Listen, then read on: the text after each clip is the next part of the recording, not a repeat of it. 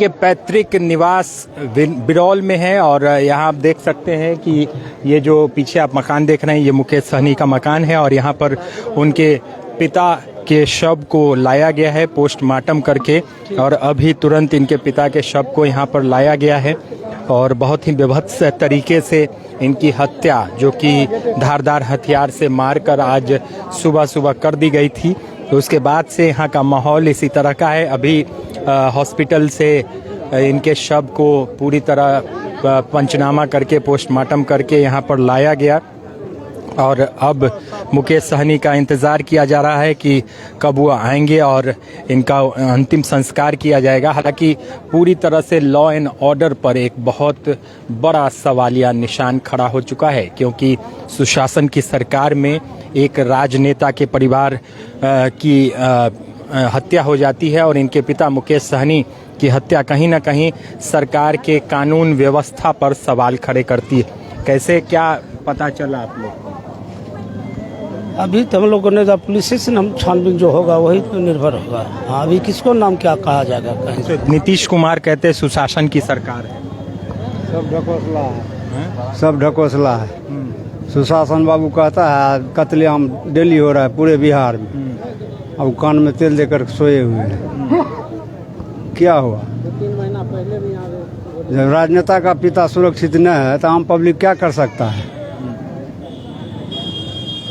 बिल्कुल, देखिए यहाँ पर सवाल खड़े हो रहे हैं कि राजनेता के पिता मुकेश सहनी का कद बिहार की राजनीति में बहुत बड़ा कद है। पूर्व मंत्री भी रह चुके हैं और मल्लाह समाज के बड़े नेता मुकेश सहनी जो कि बिहार में कहे जाते हैं और उनके पिता की विभत्स तरीके से हत्या की गई और एक बार नहीं कई बार धारदार हथियार से वार करके इनकी हत्या की गई है। तो कहीं ना कहीं लोगों में रोष भी है, आक्रोश भी है। लोग यहाँ पर गमगीन माहौल तो है क्योंकि हत्या हुई है और हत्या तो हत्या होती है चाहे वो किसी की हो। लॉ एंड ऑर्डर पर बहुत बड़ा सवाल या निशान खड़ा हो चुका है। बिहार में आए दिन हत्या, लूट जैसे वारदात को अंजाम दिया जाता है जो कहीं ना कहीं सरकार के पूरे वादे और दावों को खोखला साबित करती है।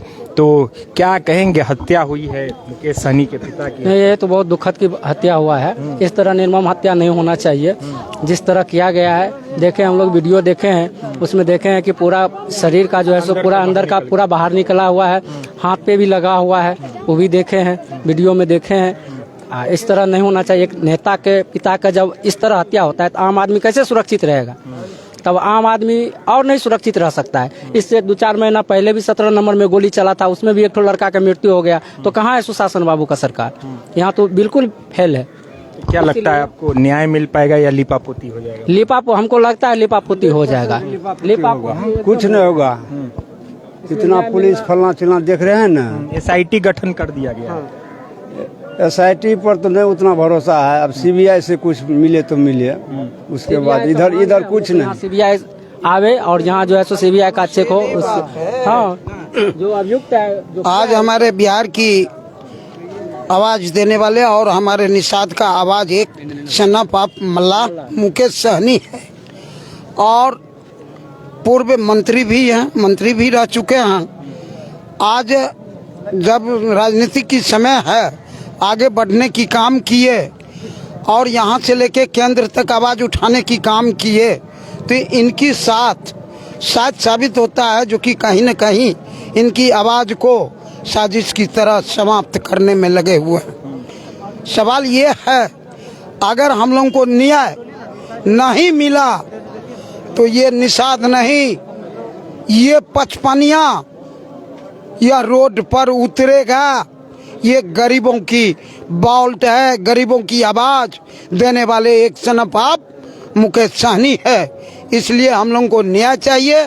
अगर न्याय नहीं देते हैं तो हम लोग एक उग्र आंदोलन की तैयारी करेंगे और जब तक न्याय नहीं देगा तब तक हम लोगों की धरना, प्रदर्शन, रैली ये होते रहेगा, तोड़ फोड़ होते रहेगा जब तक न्याय इस सरकार नहीं देगी। तब ये सरकार अपने आप को साबित करते हैं हम शासनों की सरकार है, हमारे यहाँ कुछ नहीं। लेकिन जनता तरह आम है। ये हत्या से, बलात्कार से, छीन से, शराब से ये लोग एक काम करते हैं असुली प्रशासन का, और शासन का यही काम है कहीं ट्रक से असुली करना, कहीं शराबियों से असुली करना। सुशासन की सरकार कहते सुशासन। सुशासन की सरकार ये शासन में नहीं जमाता है। अगर शासन होता तो यह जनता परेशानी में नहीं पड़ता। ये कोई बहुत अंदर का इलाका नहीं है, बाजार है, और यहाँ पर इस तरह की यहाँ की घनी आबादी। जी यहाँ तो जहाँ की रोड पर 1 मिनट में हर तरह से सुरक्षा मिल सकता है लोगों को। अगर यहाँ सुरक्षा नहीं मिल रहा है तो दौड़ देहात में क्या मिलेगा। जी इसीलिए सुरक्षा चाहिए हम लोग को, इनकी परिवार को। जो कॉमरेड बोले सही बोले। बिल्कुल, देखिए SIT का हालांकि गठन किया गया है और सरकार की तरफ से कहा गया कि SIT जल्द से जल्द, हालांकि SIT प्रमुख जो है उनकी तरफ से ये कहा गया कि शाम तक ही हम बता देंगे कि कौन अपराधी और कैसे ये हत्या की गई है। हालांकि देखिए अभी जनता इससे संतुष्ट नहीं है और जनता की मांग है कि कहीं ना कहीं जो ये विभत्स तरीके से हत्या हुई है और उसको पूरी तरह छानबीन किया जाए और न्यूट्रल तरीके से जो पारदर्शिता बरती जाए। हालांकि मुकेश सहनी जो कि अब पहुंचने वाले हैं और पोस्टमार्टम करके जो शव है वो इनके पिता का लाया गया है और यहीं जो मुकेश सहनी का घर है यहीं पर उस शव को रखा गया है और अब इंतज़ार हो रहा है मुकेश सहनी आएंगे तो अंतिम संस्कार किया जाएगा। हालांकि ये बड़ी घटना जो कि बिहार की सबसे बड़ी घटना आप इसे कह सकते हैं, क्योंकि son of Mallah Mukesh Sahani VIP supremo के पिता है और उनकी विभत्स तरीके से हत्या हुई है। पुलिस का हालांकि प्राइमा फेसी ये कहना था कि चोरी चकारी के इरादे से कोई आया होगा और अंदर ये घटना हुई होगी। फिर ये भी बातें सामने आई कि कुछ एक बक्सा मिला है जिसमें लेखा जोखा कुछ है, कुछ पैसे हैं और उसकी भी छानबीन की जा रही है। 2 लोगों को पूछताछ के लिए हिरासत में भी लेने की बात सामने आ रही है और SIT का कहना है कि शाम तक कुछ न कुछ निकल के सामने आएगा और अपराधियों को जल्द से जल्द पकड़ने की बात पुलिस कह रही है। हालांकि लॉ एंड ऑर्डर पर पूरी तरह से सवालिया निशान खड़ा हो चुका है। जिस तरह से NDA की सरकार बिहार में लॉ एंड ऑर्डर का दावा करती है, लॉ एंड ऑर्डर की बातें करती है और यहाँ आप देख सकते हैं कि ये जो इलाका है ये घनी आबादी वाला इलाका है और यहाँ पर कोई ऐसी ग्रामीण परिस्थिति में ये इलाका नहीं है कि पुलिस न पहुंच सके और पुलिस की गश्ती ना हो। यहाँ पर आमतौर पर लोग ज़्यादा रहते हैं और ये यहाँ पर मछुआ श्रमिक संघ का भी ये बड़ा सा मार्केट है जो कि देर रात तक यहाँ काम चलता रहता है और इस माहौल में यहाँ पर इतनी बड़ी हत्या हो जाना और इस तरह से इस वारदात को अंजाम देना तो कहीं ना कहीं सवाल उठ रहे हैं। नेता प्रतिपक्ष तेजस्वी यादव का कहना है कि ये क्या मंगल राज है, हमारे राज्य को जंगल राज कहने वाले अब बताएं कि ये क्या जंगल राज नहीं है। तो क्या कहेंगे, अभी इतनी बड़ी घटना हुई है। जी ये घटना तो बहुत दुखद है। इससे लगता है कि बिहार की जो सब है वो मर गया है, जो संस्था है बिहार का, जो लॉ एंड ऑर्डर है वो पूरे ध्वस्त हो चुका है। अभी इतने बड़ी घटना हुआ है, सुबह में ही सबको पता चला। अभी तक इतना बड़ा हाईलाइटेड लोगों के साथ हुआ है घटना, तो अभी तक पुलिस का प्रशासन का काम था कि कहीं ना कहीं से कुछ न कुछ निचोड़ आना चाहिए था और ऐसा घटना नहीं होनी चाहिए। जब इतना बड़ा राजनेता के साथ अगर ऐसा हो सकता है तो आम आदमी के साथ क्या होगा। आम आदमी के साथ क्या होगा, हत्या होती है और हत्या अगर हो जाए तो लॉ एंड ऑर्डर पर सवाल तो उठता है।